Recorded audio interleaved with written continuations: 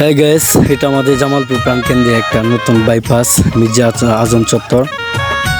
বাম সাইডে আপনার ইসলামপুর দেয়ানগঞ্জ, আর হাতে ডান সাইডে আপনার মধুপুর টাঙ্গাইল যা রাখা যাবে, আর পিছন সাইডে মাদারগঞ্জ।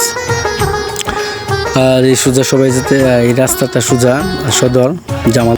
এখন আমরা আছি শেখের বিটা, পিছন সাইডে একটু অবদা ছিল, দেখাইতে পারি নাই। তো আস্তে আস্তে শেখের বিটা যে এত উন্নত হয়েছে, একদম শহরের যে কালচারগুলা সবই ভালো লাগে।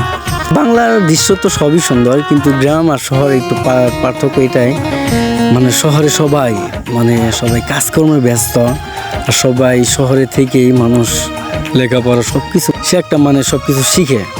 গ্রামের শেখা যায়, কিন্তু সবাই শহরে এসে। তো যা হোক, ওই যে পিছন সাইডে হাতের বাম সাইড ছিলাম এভারলাইন জেনারেল হাসপাতাল। এই যে একটা বাইক ক্রস করলো কত সুন্দর করে হেঁটে।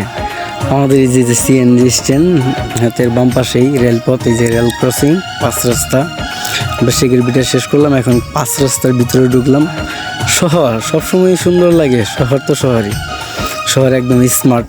আমাদের এই যে 5 রাস্তা, যে সামনে হাতের ডাইন পাশ বাম পাশ একদম বিজি, দোকানপাট খোলা, মানুষ যাতায়াত, গণবসতি, সবাই শহরে আসে যার যে কাজের জন্য। এই জন্য এই সবসময় গাড়ি ঘোড়া সবসময় বিজি। আমার 5 রাস্তা মোড়টা অনেক সুন্দর। হাতের বাম সাইড সরকারি আশীর্বাদ কলেজ, ওই রুটে এই যে দেখাচ্ছি, এই যে এই সোজা হাতের বাম সাইডেই সরকারি আশীর্বাদ কলেজ। আর সকাল বাজার, ইকবালপুর এদিক দিয়ে বা